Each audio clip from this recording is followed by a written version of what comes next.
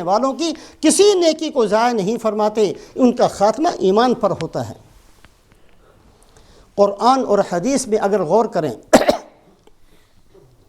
مرنا ہم سب نے ہے، اور کب ہم میں سے کسی کی موت آ جائے، روزانہ جنازے اٹھاتے ہیں، روزانہ نماز جنازہ پڑھی جاتی ہیں۔ ہر بندے کو موت کے لیے تیار رہنا چاہیے۔ قرآن اور حدیث میں غور کرنے سے 4 طرح کی موت اور موت کے بارے میں 4 طرح کے افراد ہوتے ہیں۔ بہت اہم طریقے سے اس کو سامنے رکھا جائے۔ سب سے اعلیٰ، سب سے اونچی، سب سے بہتر موت شہادت کی موت ہے۔ شہادت کی موت جس کو نصیب ہو جائے، یہ دنیا سے چلا جاتا ہے، لیکن اس کی نیکیاں باقی رہتی ہیں، اس کی نمازوں کا اجر لکھا جاتا ہے، اس کی جو نیکیاں زندگی میں کرتا تھا قیامت تک ہر نیکی کا اجر لکھا جاتا ہے۔ رسول پاک علیہ الصلوۃ والسلام فرماتے ہیں کہ مجھے پسند ہے اقتل ثم احیا ثم اقتل ثم احیا ثم اقتل ثم احیا، کہ مجھے زندہ کیا جائے پھر میں شہید ہو جاؤں، پھر مجھے زندہ کیا جائے پھر میں شہید ہو جاؤں۔ شہادت کے درجے کو بتانے کے لیے آپ نے فرمایا۔ موت 4 طرح کی، سب سے اعلیٰ موت شہادت کی موت۔ پھر شہادت کی 2 قسمیں، حقیقتاً شہادت ہو یا حکماً شہادت ہو۔ 42 آدمی علامہ شامی رحمۃ اللہ نے لکھے ہیں جو بظاہر اپنے گھر کے اندر مرتے ہیں لیکن شہادت کا درجہ ان کو ملتا ہے۔ کینسر کے اندر فوت ہونے والا بھی شہید ہے، جس کے اوپر چھت گر جائے وہ بھی شہید ہے، جو ڈوب کر مر جائے وہ بھی شہید ہے، جو عورت اپنی بچے کی پیدائش کے وقت مر جائے وہ بھی شہید ہے۔ 42 آدمی ایسے ہیں جن کو اللہ کے نبی صلی اللہ علیہ وسلم نے شہید کا درجہ قرار دیا۔ تو سب سے پہلی، سب سے اعلیٰ موت شہادت کی موت۔ دوسری موت وہ موت ہے جو شہادت تو نہیں ہے لیکن خاتمہ ایمان پر ہوتا ہے۔ آدمی کلمہ پڑھ کے پاکی کی حالت میں کوئی نیکی کرتے ہوئے دنیا سے جاتا ہے، یہ دوسرے درجے میں سب سے بہتر موت ہے۔ تیسری موت جو کہ بہت بری موت ہے، لا يدري القاتل فيما قتل ولا المقتول فيما قتل۔ ایسا زمانہ آئے گا کہ زمین پر لڑائی، مال پر لڑائی، مکان پر لڑائی، بھائی کی بھائی سے لڑائی، رشتہ دار کے رشتہ دار سے لڑائی، آپس میں لڑائی۔ یہ لڑائیاں دنیا کی کسی چیز کی بنیاد پر ہوں، ہر آدمی دوسرے کے خون کا پیاسا ہو، کسی کا داغ لگ جائے وہ دوسرے کو قتل کر دے، یہ قتل کرنے والا بھی جہنم میں اور قتل ہونے والا بھی جہنم میں۔ اس لیے کہ ہونے والے کی بھی نیت تھی قتل کرنے کی، اس کو موقع نہیں ملا، وہ قتل ہو گیا۔ لیکن دنیا کی کسی بھی چیز کی وجہ سے، دنیا کی زمین، مال، مکان، دنیا کی کسی چیز کی وجہ سے یہ آپس کی عداوت ہے، آپس کی دشمنی ہے، اور یہ دشمنی پھیلتے پھیلتے بڑھتے بڑھتے یہاں تک چلی جاتی ہے کہ ایک آدمی دوسرے کے خون کا پیاسا ہو جاتا ہے اور پستول اپنے ہاتھ میں رکھتا ہے، اور جس وقت موقع مل جائے دوسرے کو ختم کر دیتا ہے۔ یہ بہت بری موت ہے۔ یہ دونوں، قاتل بھی اور مقتول بھی، دونوں جہنمی۔ چوتھی موت جو اس سے بھی بدتر، بہت بری موت، وہ ہے خودکشی کی موت۔ آدمی خود اپنی جان لے لے۔ جس آدمی نے خود زہر کھا کر اپنے آپ کو مار دیا، اپنے آپ کو اوپر سے نیچے پھینک کر مار دیا، جس طریقے سے اپنے آپ کو ختم کر دیا، اللہ پاک جہنم میں وہی طریقہ اس کو دیں گے اور وہ اپنے آپ کو ختم کرے گا، پھر اللہ زندہ کریں گے، پھر وہ ختم کرے گا، یہی اس کو ہمیشہ ہمیشہ کے لیے عذاب ہوگا۔ یہ 4 طرح کی موت ہے۔ آدمی بھی موت کے اعتبار سے 4 طرح کے ہیں۔ ایک آدمی وہ ہے جس کو اللہ کا قرآن فرماتے اَوَمَنْ كَانَ مَيْتًا فَأَحْيَيْنَاهُ، ہے تو انسان، زندہ بھی ہے، کھاتا بھی ہے، چلتا بھی ہے، کاروبار بھی کرتا ہے، زندگی بھی گزار رہا ہے، لیکن ہے مردہ ہی، اس کی زندگی کسی کام کی نہیں۔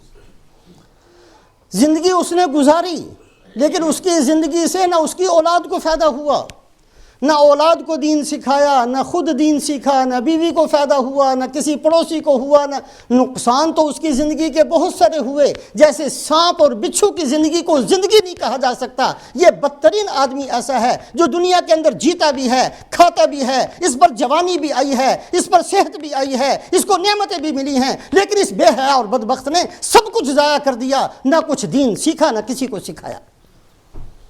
اللہ پاک اس کو مردہ ہی کہتے ہیں۔ اَوَمَنْ كَانَ مَيْتًا فَأَحْيَيْنَاهُ، یہ مردہ ہی ہیں، یہ زندہ ہیں ہی نہیں۔ یہ بظاہر زندہ نظر آتے ہیں لیکن ان کو زندہ ہی نہ سمجھو۔ موت کے اعتبار سے، زندگی کے اعتبار سے آدمیوں کی 4 قسمیں۔ ایک قسم زندگی گزاری لیکن وہ اس کا کوئی فائدہ نہیں زندگی کا، وہ نہ بھی پیدا ہوتا، وہ دنیا میں نہ بھی آتا، کوئی نقصان نہیں تھا، کسی کو نقصان نہیں تھا اس کے نہ آنے سے، اس کی زندگی کا کسی کو فائدہ نہیں ہوا، بڑا بدترین آدمی۔ دوسرا وہ خوش نصیب آدمی ہے جو دنیا میں آیا، زندگی گزار کر چلا گیا، وہ انتقال کر گیا، لیکن اللہ کہتے ہیں پھر بھی اس کو مردہ نہ کہو۔ وَلَا تَقُولُوا لِمَن يُقْتَلُ فِي سَبِيلِ اللَّهِ أَمْوَاتٌ بَلْ أَحْيَاءٌ عِندَ رَبِّهِمْ يُرْزَقُونَ۔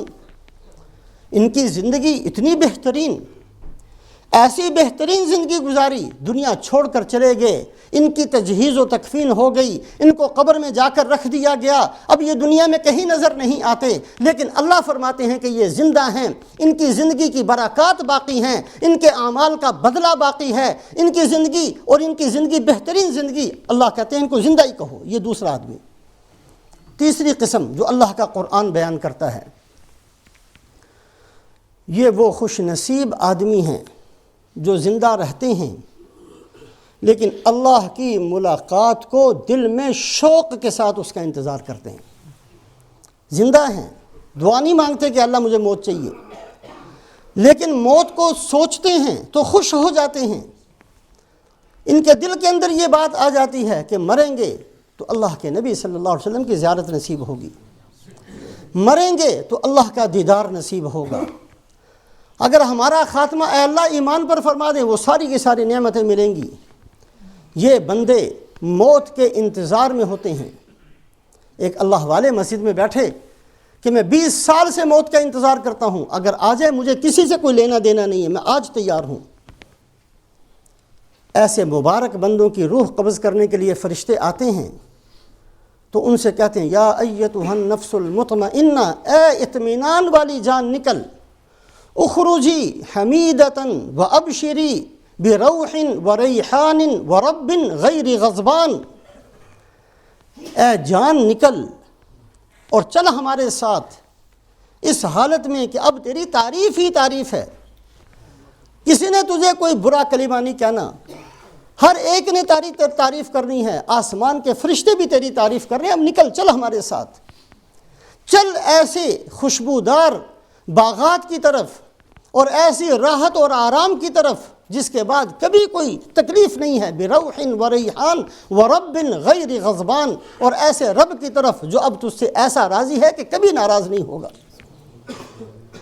جیسے مہمان آتا ہے تو ہر زبان کے اندر اس کو ویلکم، کوئی ویلکم کہتا ہے، کوئی خوش آمدید کہتا ہے، عربوں کے اندر اہلاً و سہلاً، اپنے گھر میں آئے ہو تاکہ اجنبیت محسوس نہ ہو۔ یہ روح جب نکلتی ہے تو فرشتے ایک دفعہ کہہ کر خاموش نہیں ہو جاتے، بلکہ حدیث پاک کے اندر آتا ہے کہ یہ جملہ دہراتے رہتے ہیں تاکہ اس کو اجنبیت محسوس نہ ہو۔ اس روح کو لے کر پہلے آسمان تک جاتے ہیں، پھر آسمان والے پوچھتے ہیں کون ہے، وہ بھی یہی جملہ کہتے ہیں اور مرحبا کہہ کر آسمان کے دروازوں کو کھولتے ہیں، پھر دوسرے آسمان والے اور تیسرے، چوتھے، پانچویں، چھٹے، ساتویں آسمانوں تک پھر اللہ کے دربار میں جا کر یہ روح اللہ کے سامنے سجدہ کرتی ہے اور اللہ پاک اس سے راضی ہو کر اس کو علیین میں کسی جگہ پر پہنچا دیتے ہیں۔ یہ تیسری قسم، زندہ ہیں، زندگی گزارتے ہیں، لیکن زندگی ان کے نزدیک کوئی اہم نہیں ہے، یہ زندگی گزارتے ہوئے موت کے لیے تیار ہیں، یہ زندگی گزارتے ہوئے موت کے لیے تیاری کر رہے ہیں۔ یہ تیسری قسم۔ اور چوتھی قسم وَلَتَجِدَنَّهُمْ أَحْرَصَ النَّاسِ عَلَىٰ حَيَاةٍ، اللہ پاک نے یہود کے بارے میں فرمایا ان کو زندگی بڑی اچھی لگتی ہے، ان میں سے ہر آدمی چاہتا ہے کہ 1000 سال کی عمر ہو، کس کو ملنی ہے 1000 سال کی عمر، مرنا ہی نہیں چاہتے، ان کی روح ہمیشہ زندہ رہنا چاہتی ہے، بوڑھے ہو گئے ہیں، ہاتھ پاؤں ہلنا شروع ہو گئے ہیں، پھر بھی یہ چاہتے ہیں کہ ہم دنیا میں باقی رہیں، ہمارے اوپر موت نہ خواہ ساری دنیا مر جائے۔ اللہ پاک اصلاح کا کام کرنے والوں کا خاتمہ ایمان پر فرماتے ہیں، وہ تیسرے درجے کے اندر اللہ ان کو داخل فرماتے ہیں۔ تو دوبارہ خلاصے کے طور پر یہ بات سامنے رکھی جائے کہ ایمان کے بعد سب سے اہم اور سب سے بڑی نیکی اپنی ذات کی اصلاح اور دوسروں کی اصلاح کے لیے کوشش اور محنت کرنا ہے، لیکن جیسے نماز سے پہلے وضو ضروری ہے، اس سے پہلے یہ ساری چیزوں کا اہتمام ضروری ہے تاکہ اللہ پاک ہماری بات کے اندر، ہماری کوشش اور محنت کے اندر برکات کو پیدا فرما دے۔ اللہ ہم سب کو توفیق نصیب فرمائے۔